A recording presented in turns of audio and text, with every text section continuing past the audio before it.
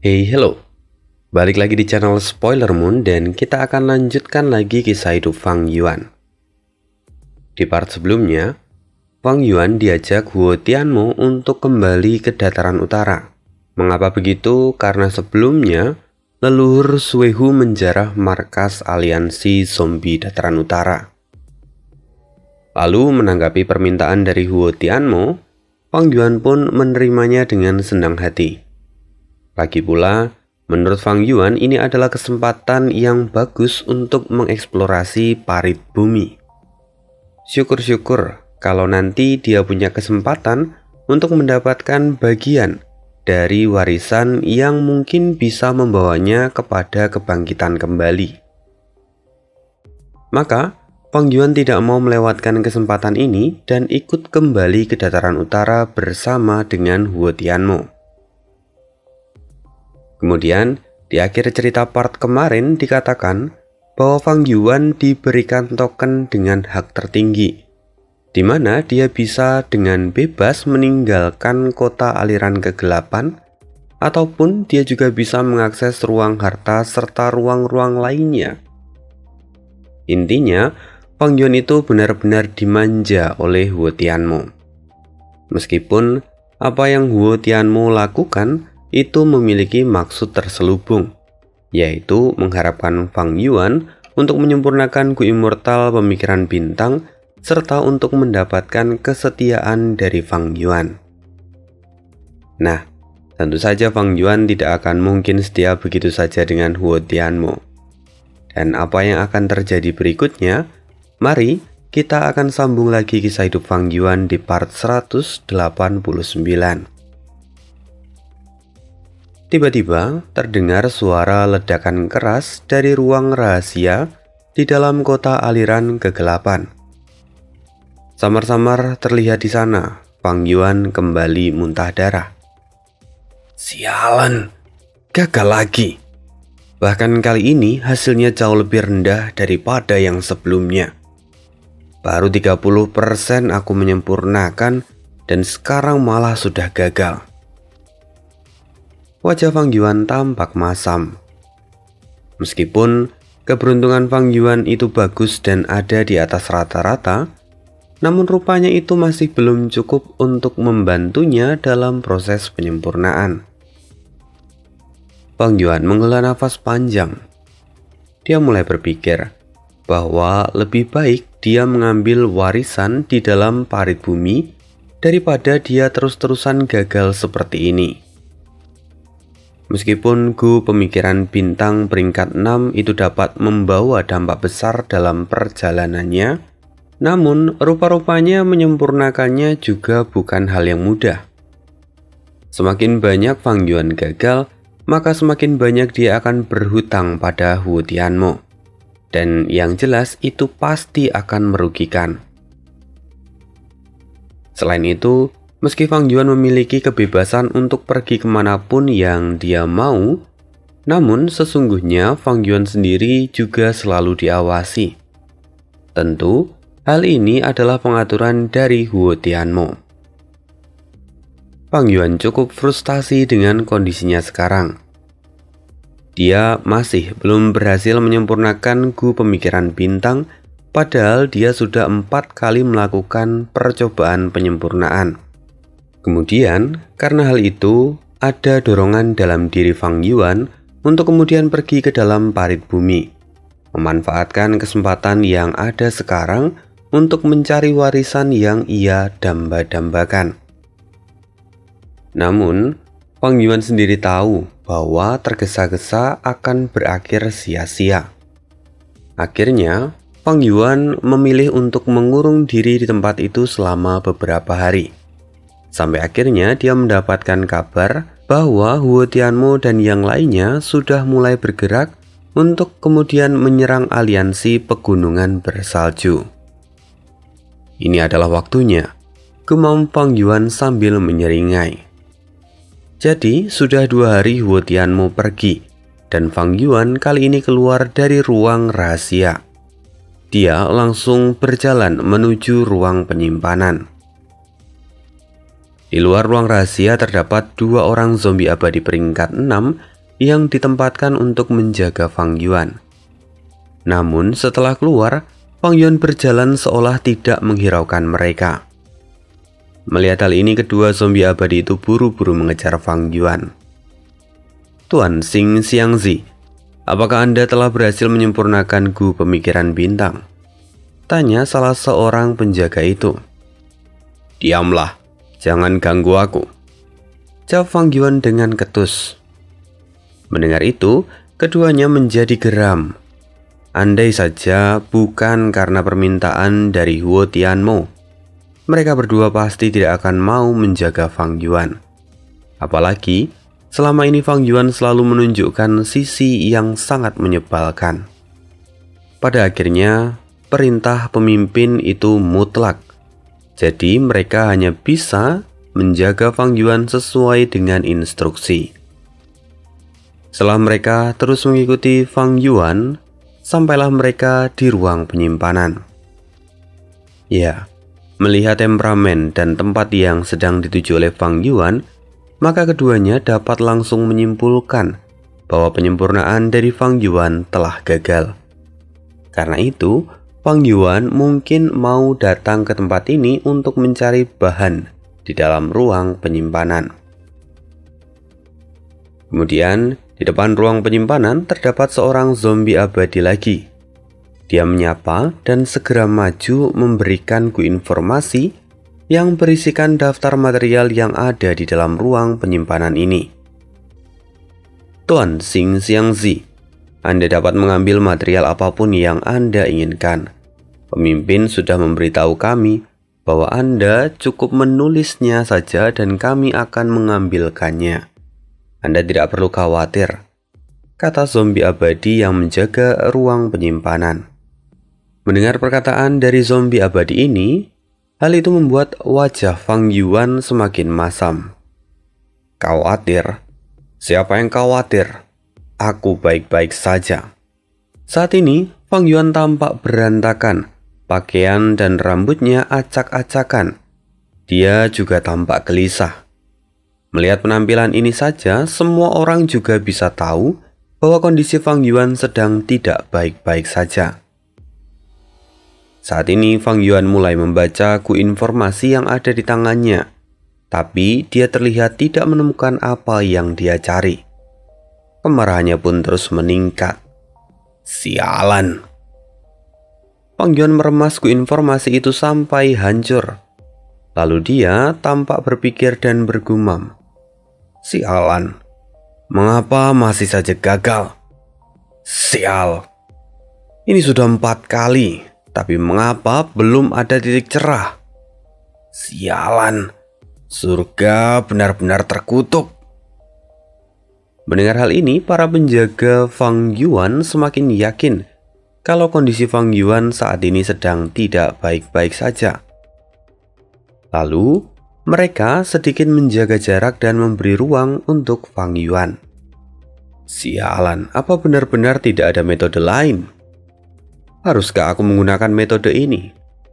Tapi, jika aku melakukannya, harganya akan sangat mahal. Sialan." Fang Yuan terus bergumam dan bergelut dengan pikirannya sendiri. Sampai beberapa waktu, dia bergumam lagi. "Persetan, hanya ini jalan yang tersisa.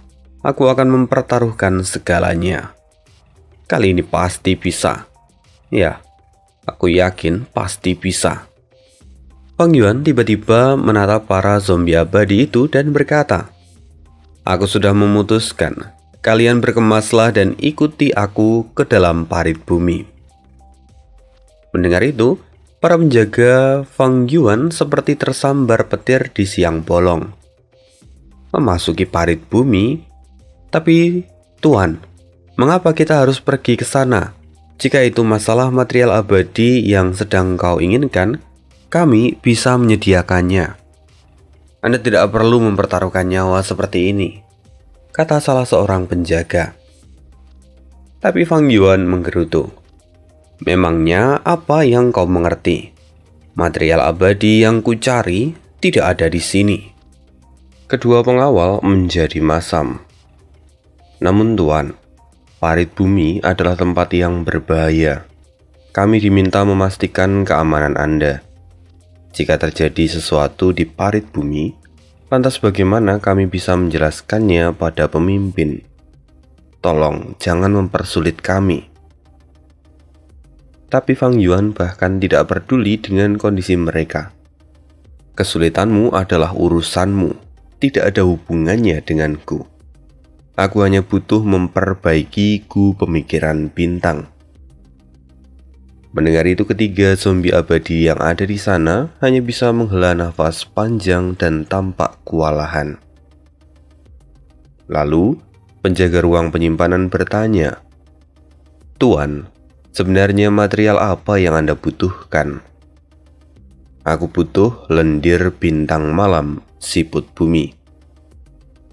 "Tunggu, jika itu lendir bintang, kami memilikinya," kata penjaga ruang penyimpanan. Dia segera mengeluarkan satu lagi gu informasi dan mensortir informasi di dalamnya.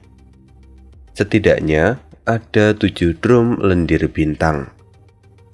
Namun, Fang Yuan tidak puas dan berkata, "Apa kau tuli? Yang ku cari adalah lendir bintang malam siput bumi, bukan lendir bintang cangkang siput bumi." Meski keduanya serupa, tapi keduanya berbeda. Setelah itu, Fang Yuan kemudian memarahi penjaga ruang penyimpanan tanpa henti. Dia mengatakan semua yang ia pikirkan, termasuk proses untuk mendapatkan lendir bintang malam siput bumi. Mendengar semua omelan itu, zombie abadi yang menjaga ruang penyimpanan hanya bisa menundukkan kepala. Setelah selesai, Fang Yuan berkata lagi, "Aku harus memasuki parit bumi. Karena permintaan Lady Huo Tianmu, kalian harus melindungiku. Kalian boleh saja mati, tapi aku harus hidup sampai akhir. Apa kalian mengerti?" Fang Yuan memerintahkan mereka dengan nada yang menyebalkan. Mendengar itu, keduanya menggertakkan gigi karena marah.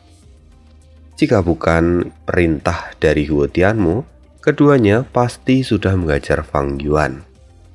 Ini adalah perintah. Maka salah satu dari mereka berkata, "Tuan, mohon bersabar. Ini adalah masalah yang penting. Kami harus melaporkan masalah ini terlebih dahulu. Tunggulah untuk sementara waktu, karena kami tidak bisa membuat keputusan sendiri." Mendengar itu, Fang Yuan mendecakkan lidah. Dia tahu bahwa itu memang adalah prosedurnya, dan semuanya sesuai dengan yang ia harapkan. Sampai sejauh ini, dia hanya berakting dan membangun karakternya agar lebih dipercaya orang lain. Fang Yuan segera memberi perintah, "Kalau memang begitu, kenapa kalian masih ada di sini? Cepat pergi dan buat laporannya." Bagaimanapun, lendir bintang malam siput bumi itu bukanlah material abadi yang Fang Yuan pilih secara sembarangan. Dia dengan sengaja memilih material ini karena posisinya yang ada di bagian terdalam parit bumi. Tentu, karena ruang penyimpanan tidak memiliki material abadi ini, maka akhirnya Huo Tianmo hanya bisa memberikan izin. Namun, dia membuat beberapa pengaturan. Pertama, Fang Yuan tidak akan pergi seorang diri. Selain dengan pengawal yang ditugaskan sebelumnya, Komandan Ye Cha akan memimpin ekspedisi ini. Lalu selain Komandan Ye Cha, ada seorang Master Gu Immortal lagi peringkat 7 dan seorang lagi tambahan Gu Immortal peringkat 6. Jadi ada total 6 orang yang berangkat termasuk Fang Yuan. 2 peringkat 7 dan 4 peringkat 6. Dengan formasi ini, mereka bisa menjelajahi kedalaman parit bumi tanpa terkendala, kecuali kalau terjadi sebuah kecelakaan. Namun, Huo Tianmo bisa tenang, karena yang memimpin ekspedisi ini adalah Komandan Ye Cha yang berpengalaman. Singkat cerita, Fang Yuan dan yang lainnya pun akhirnya masuk ke dalam parit bumi. Parit bumi, seperti namanya, itu adalah lubang besar yang ada di dalam bumi, dengan kegelapan yang ada di mana-mana. Untungnya, ada beberapa jenis material dan tanaman yang hidup di dalam parit bumi, di mana mereka menghasilkan pancaran cahaya seperti bintang. Hal ini tentu cukup membantu perjalanan mereka memasuki parit bumi. Selain itu, setelah beberapa waktu di dalam parit bumi, mata mereka juga akan beradaptasi dan mereka mulai bisa melihat segala sesuatu dengan lebih jelas. Kemudian, saat kelompok kecil ini bergerak lebih dalam, parit bumi pun menjadi semakin luas. Siapapun yang pertama kali masuk ke sana pasti takjub oleh pemandangan yang ada di depan mata. Namun Fang Yuan dan yang lainnya tidak mengindahkan pemandangan ini. Mereka terus bergerak maju dan masuk lebih dalam lagi. Di bawah kepemimpinan Komandan Ye Cha, mereka bisa berjalan tanpa hambatan. Setidaknya setelah beberapa waktu, mereka sudah turun sejauh 100 km dari atas permukaan tanah. Komandan Ye Cha membawa mereka menghindari setiap pertarungan yang tidak diperlukan. Meskipun terkadang mereka harus bertarung jika memang sudah terdesak. Namun, lebih dari semua itu, perjalanan ini sungguh berjalan dengan lancar. Dalam perjalanan, pikiran Fang Yuan mengembara. Dia berkata dalam hati, warisan itu seharusnya ada di bagian terdalam parit bumi. Tapi, aku tidak bisa pergi ke sana secara langsung, atau mereka semua akan curiga. Aku harus membuat beberapa pengaturan. Kemudian, setelah berjalan beberapa langkah lagi, salah seorang zombie abadi berseru, "Lihat, ada gurita yaksa di depan dan kiri. Mereka saat ini sedang terluka." Dalam keadaan normal, ini adalah kesempatan untuk mendapatkan mayat gurita yaksa. Hal itu adalah bahan pemurnian yang berharga. Namun, Komandan Ye Cha tidak tertarik dan berkata, "Abaikan saja, kita akan menghindari mereka." Lagi-lagi, Komandan Ye Cha memilih jalur teraman. Meskipun mengalahkan gurita yaksa yang sedang terluka itu bukanlah hal yang sulit. Namun, efisiensi waktu dan energi itu adalah dua hal yang sangat penting dalam perjalanan ini. Tidak terasa, kini mereka sudah mencapai kedalaman 160 km di bawah permukaan tanah. Kita tidak bisa pergi lebih dalam lagi. Pada kedalaman ini seharusnya kita sudah bisa menemukan siput bumi. Ayo, kita cari di sekitar sini, kata Komandan Ye Cha. Semua orang pun mulai menyisir lingkungan sekitar, termasuk Fang Yuan yang kini juga ikut berpencar. Kemudian mata Fang Yuan berbinar. Dia menemukan apa yang dia cari. "Aku menemukannya. Haha, ini hebat!" teriak Fang Yuan dengan penuh kegembiraan.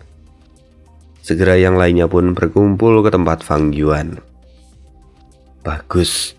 Sekarang ayo periksa sekeliling terlebih dahulu dan pastikan tidak ada bahaya yang mengintai," kata Komandan Ye Cha dengan penuh kehati-hatian. Semua orang pun mengangguk. Fang Yuan kemudian menambahkan, "Untuk memproses lendir siput ini, aku harus menggunakan cahaya bintang. Tentu itu akan memancing para gurita yaksa. Maka, untuk lebih amannya, kita harus bersiap untuk pertarungan." Segera ekspresi semua orang tenggelam ketika mendengar hal ini. Zombie abadi yang lain mulai protes. "Mengapa Anda tidak mengatakan ini sejak awal?" Kemudian zombie yang lain berkata, "Adakah cara untuk menyembunyikan gangguan dari cahaya bintang?" Mendengar itu, Fang Yuan kemudian berkata dengan tegas, "Jika aku bisa, aku juga mau melakukannya. Tapi ini di luar kemampuanku. Singkatnya, sekarang kita harus menyingkirkan para gurita yaksa itu terlebih dahulu." Zombie abadi yang lain saling bertukar pandang dan menyerahkan keputusan ini kepada Komandan Yecha. Pada akhirnya, Komandan Yecha hanya bisa menghela nafas panjang dan berkata, "Kalau memang begitu, maka tidak ada cara lain selain melawan para gurit. Kita terpaksa melawan para gurita yaksa ini.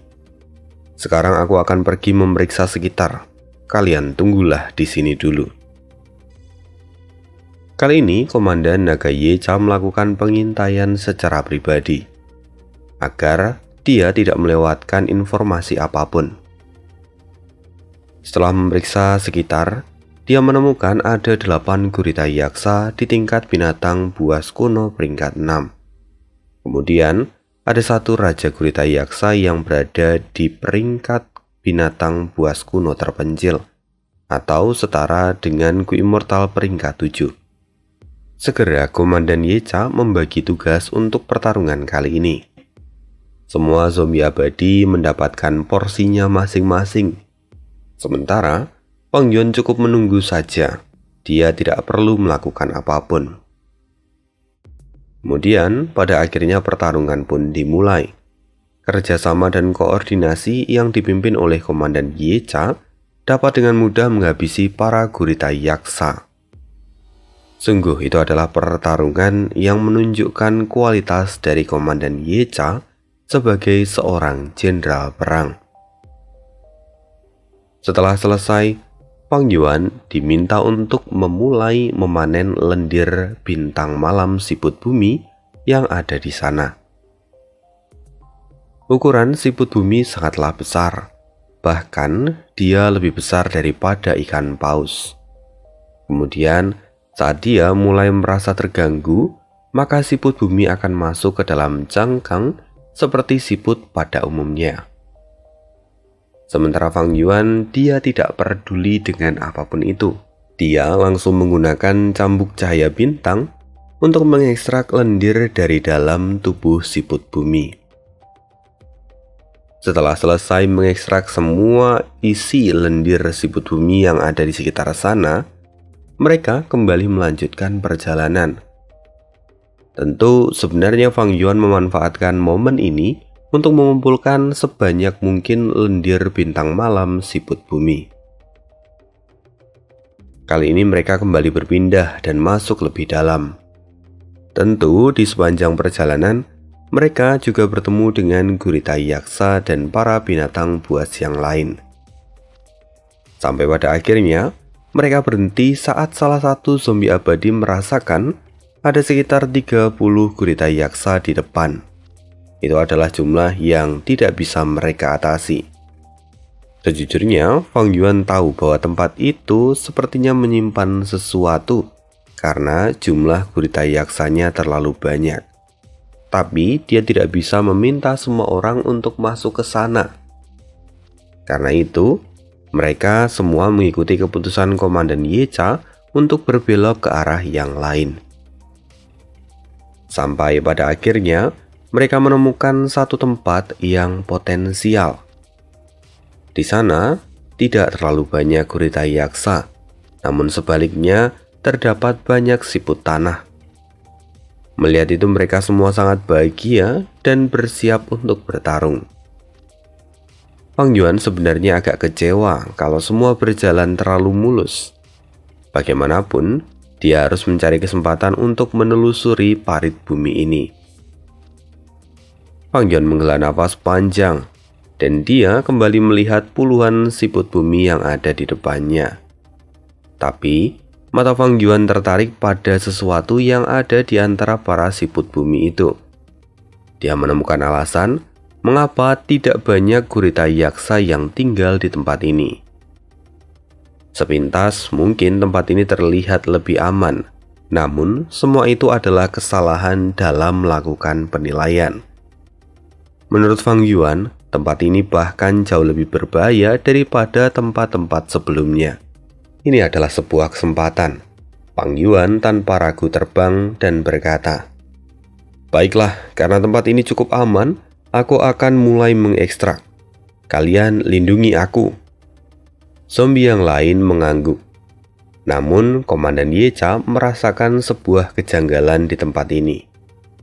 Tunggu, tidak mungkin tempat dengan kedalaman lebih dari 160 km di bawah permukaan tanah menjadi tempat yang aman. Ini pasti sebuah jebakan. Mendengar itu Fang Yuan tanpa ragu. Dia yang sebelumnya sudah terbang, kini memutuskan untuk kembali ke arah Yecha. Namun sayang sekali, tubuhnya tiba-tiba seperti ditarik ke tanah. Tidak, itu zona gravitasi cacing tanah.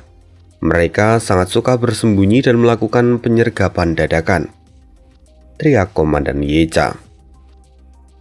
Fang Yuan kini berusaha sekuat tenaga untuk kembali ke tempat Komandan Yecha. Namun sayang, tarikan yang ia terima jauh lebih besar. "Sial, tolong aku!" Fang Yuan dengan segera menggunakan gerakan pembunuh, pelarian api bintang. Melihat hal ini, Komandan Yecha justru berteriak, "Jangan gunakan api!" Menggunakan api di atas cacing tanah itu adalah sebuah kegagalan. Akhirnya, cacing tanah itu dengan ganas keluar dan langsung menerkam Fang Yuan. Fang Yuan berusaha mati-matian untuk menahan mulut dari cacing tanah itu. "Tolong, selamatkan aku!" teriak Fang Yuan. "Sialan, ini buruk. Bertahanlah, kami akan menyelamatkanmu!" teriak para zombie abadi dengan panik. Mereka semua kini langsung bergerak bersamaan. Bagaimanapun keselamatan Fang Yuan adalah keselamatan bagi mereka sendiri. Jika sampai terjadi sesuatu pada Fang Yuan, entah apa yang harus mereka katakan pada Huo Tianmo. Sayangnya, kali ini cacing itu dengan segera menelan tubuh Fang Yuan. Fang Yuan masuk ke dalam bagian kerongkongan dari cacing itu. Namun, apa Fang Yuan akan mati di sini? Rupanya tidak. Lagi-lagi semua ini hanyalah permainan dari Fang Yuan. Dia dengan sengaja terbang karena dia tahu ada cacing tanah di sini. Lalu, di tengah kerongkongan cacing tanah itu, Fang Yuan menggunakan gu perjalanan abadi dan kembali ke titik yang tadi mereka lewati. Fang Yuan dengan sengaja memilih titik yang sebelumnya terdapat 30 gurita yaksa. Dia tahu bahwa tempat itu pasti memiliki rahasia. Dan kemungkinan besar warisan yang sedang ia cari juga ada di sana. Karena itu, sekarang Fang Yuan mulai menelusuri tempat itu. Di mana di sisi lain, saat ini semua orang masih berpikir bahwa Fang Yuan ditelan oleh cacing tanah. Bahkan Komandan Yecha sangat marah dan langsung menyerang cacing tanah itu. Pertarungan tidak terhindarkan. Mereka semua saling tolong-menolong untuk melawan cacing itu dan berusaha untuk menyelamatkan Fang Yuan. Sementara itu kita akan kembali melihat Fang Yuan. Dia saat ini dengan cepat menghindari kumpulan gurita yaksa. Dia tidak ingin menimbulkan keributan dan memancing perhatian dari Komandan Yecha. Fang Yuan melangkah semakin dalam dan ada banyak hal baru yang ia jumpai. Namun Fang Yuan tidak tertarik dengan semua itu. Dia terus melangkah maju. Sampai pada akhirnya dia menemukan beberapa gurita yaksa yang kini sedang menjaga sebuah gua. Melihat jumlahnya, Fang Yuan masih yakin bisa mengalahkan mereka. Tapi dia tidak ingin membuang waktu di sini. Lagi pula, dia hanya punya waktu sampai Komandan Yecha bisa mengalahkan cacing tanah itu. Dan itu artinya waktunya sangatlah terbatas. Maka Fang Yuan kembali menggunakan gerakan pembunuh untuk menyembunyikan jejaknya. Dia melewati para gurita yaksa. Sampai akhirnya Fang Yuan tiba di bagian terdalam gua itu. Di sana terlihat sang Raja Gurita Yaksa sedang tertidur. Dia menengkur dengan suara yang nyaring seperti guntur. Dari Gurita Yaksa ini, Fang Yuan bisa merasakan aura Gu Immortal. Artinya Gurita Yaksa ini memiliki sebuah Gu Immortal di dalam tubuhnya. Ini adalah masalah yang serius jika Fang Yuan sampai harus bertarung dengannya. Dengan kekuatan yang setara dengan peringkat 7 dan ditambah dengan kepemilikan Gu Immortal, jelas itu membuat Fang Yuan kewalahan. Syukurlah, keberadaan Fang Yuan tidak disadari oleh sang Raja Gurita Yaksa.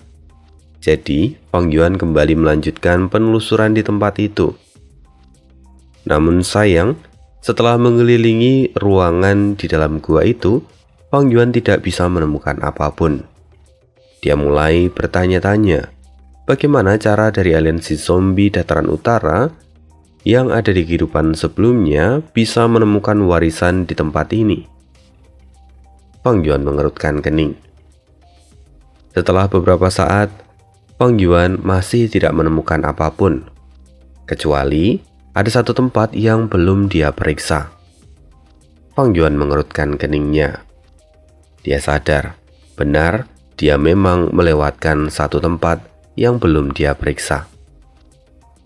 Tempat itu adalah tempat di mana sang Raja Gurita Yaksa tertidur. Kini Fang Yuan segera merubah penampilannya menjadi anjing laut hitam dan dia bergerak ke arah Raja Gurita Yaksa. Sebenarnya, sang Raja Gurita Yaksa tertidur di atas tumpukan tulang. Dan karena tumpukan tulang itu tinggi, maka dia menghalangi pandangan dari Fang Yuan. Kemudian saat sudah sangat dekat, Fang Yuan baru menyadari bahwa di sana ada sebuah formasi di antara tumpukan tulang itu. Sialan, rupanya ada di sini, gemam Fang Yuan. Tiba-tiba Raja Gurita Yaksa bergerak dan itu mengejutkan Fang Yuan. Apakah dia terbangun? Oh, rupanya tidak. Sang Raja Gurita Yaksa hanya berbalik dan dia masih melanjutkan tidurnya. Melihat itu, Fang Yuan bisa bernafas lega. Lalu dia melihat formasi yang ada di depannya. Rupanya, formasi itu rusak karena tidak dipakai dalam waktu yang sangat lama. Maka Fang Yuan langsung menggunakan beberapa gu untuk memperbaiki formasi ini. Dan saat formasi itu diaktifkan, Fang Yuan langsung dipindahkan ke tempat yang lain. Tentu saja, ketika formasi itu diaktifkan, Raja Gurita Yaksa terbangun. Tapi semua sudah terlambat. Fang Yuan sekarang sudah pergi. Dia sekarang ada di dunia di dalam formasi. Tempat ini terisolasi dan Fang Yuan tidak dapat diganggu oleh sang Raja Gurita Yaksa.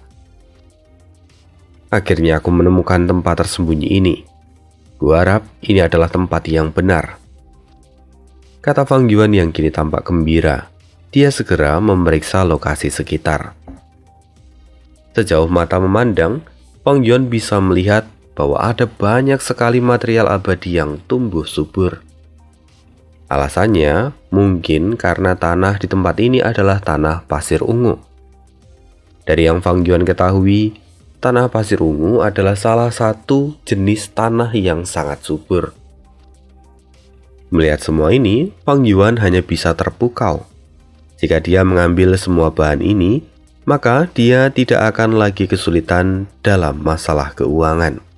Tapi lebih dari semua bahan-bahan ini, Fang Yuan justru lebih penasaran pada sosok apa yang bisa mengumpulkan seluruh bahan ini di satu tempat.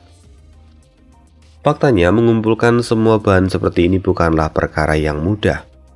Fang Yuan curiga bahwa ada sosok besar di balik semua ini.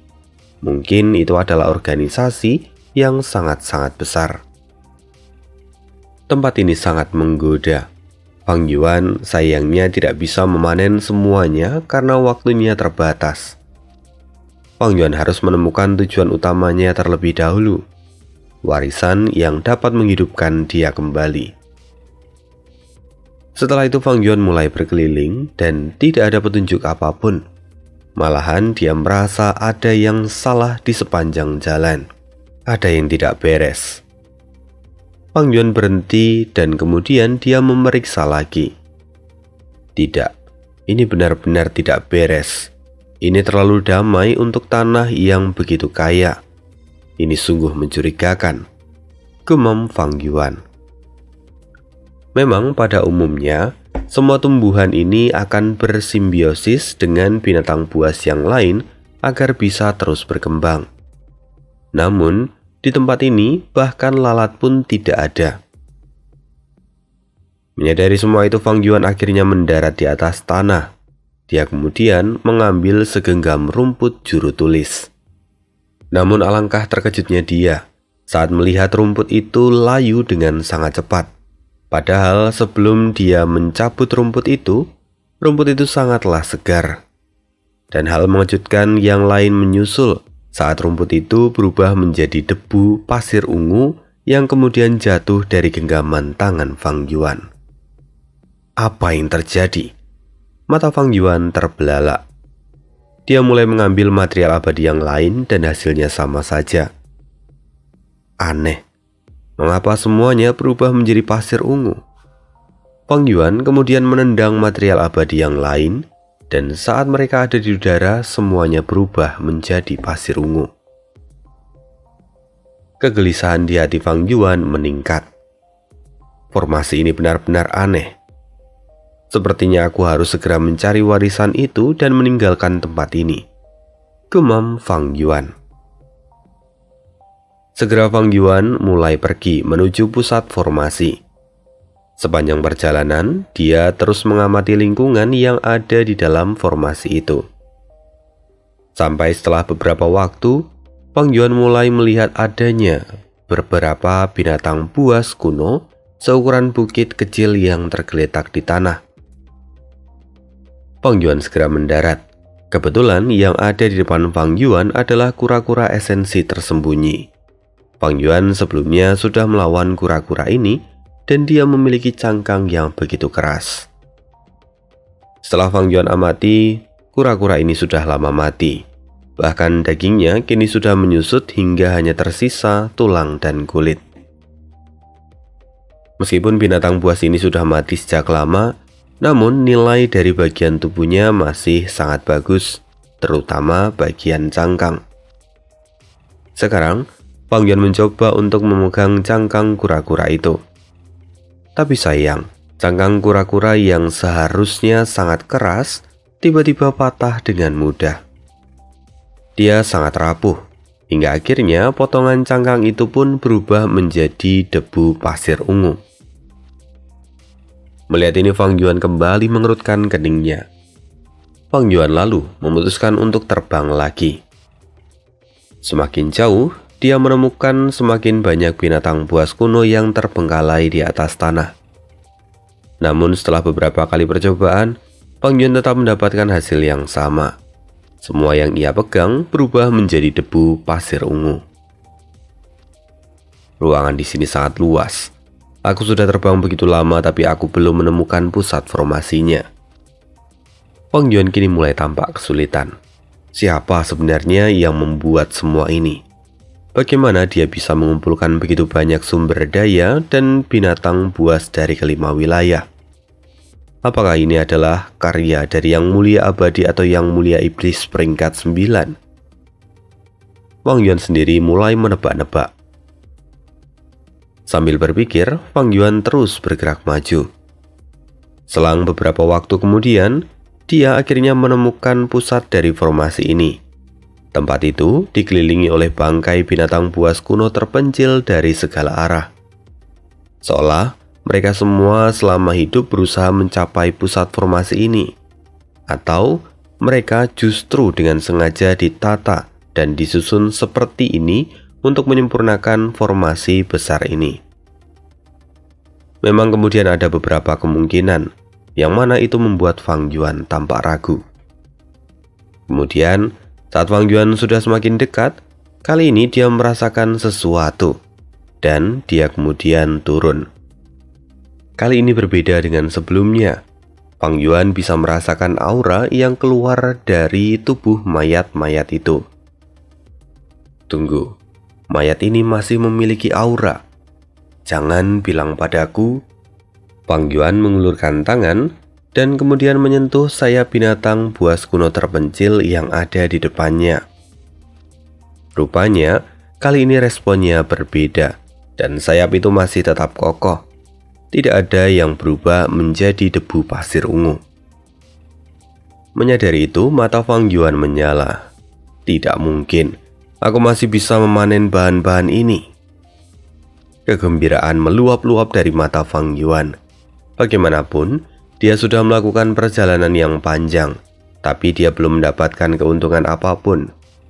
Karena itu, sekarang ketika melihat material ini, Fang Yuan menjadi sangat bahagia karena dia berpikir bisa mendapatkan banyak keuntungan. Sekali lagi, Fang Yuan memeriksa mayat binatang buas yang ada di dekat sana. Dan hasilnya sama. Fang Yuan bisa mendapatkan material abadi dari mereka. Fang Yuan tidak membuang waktu. Dia sudah sangat dekat dengan pusat formasi. Jadi dia segera mengumpulkan material abadi dari para mayat binatang buas kuno terpencil yang ada di sekitar sana. Akhirnya aku mendapatkan beberapa keuntungan setelah memasuki formasi ini. Fang Yuan tampak sangat puas setelah melakukan looting material abadi yang berharga dari kebanyakan mayat binatang buas kuno terpencil di tempat ini. Lalu setelah puas, Fang Yuan tersenyum. Sekarang saatnya masuk ke hidangan utama. Gumam Fang Yuan sambil mendekati pusat formasi. Ketika melihat formasi yang ada di sana, Fang Yuan cukup terkejut karena ada banyak formasi yang rusak. Sementara, beberapa formasi membuat Fang Yuan tersadar akan apa yang ia temui sepanjang jalan. Jadi, formasi itu adalah formasi dari jalur makan. Meskipun formasi ini sudah dinyatakan hilang sejak lama, namun siapa sangka Fang Yuan bisa menemukannya di tempat ini. Terlebih, formasi ini unik karena dia bisa mengambil sari-sari material abadi, bahkan tanda dao di dalam material abadi itu. Semuanya digunakan untuk kemudian memberi makan Gu yang menyokong formasi ini. Dengan begini, Fang Yuan akhirnya mendapatkan jawaban bahwa formasi makan inilah yang menjadi penyebab hancurnya material abadi yang sebelumnya ia temukan.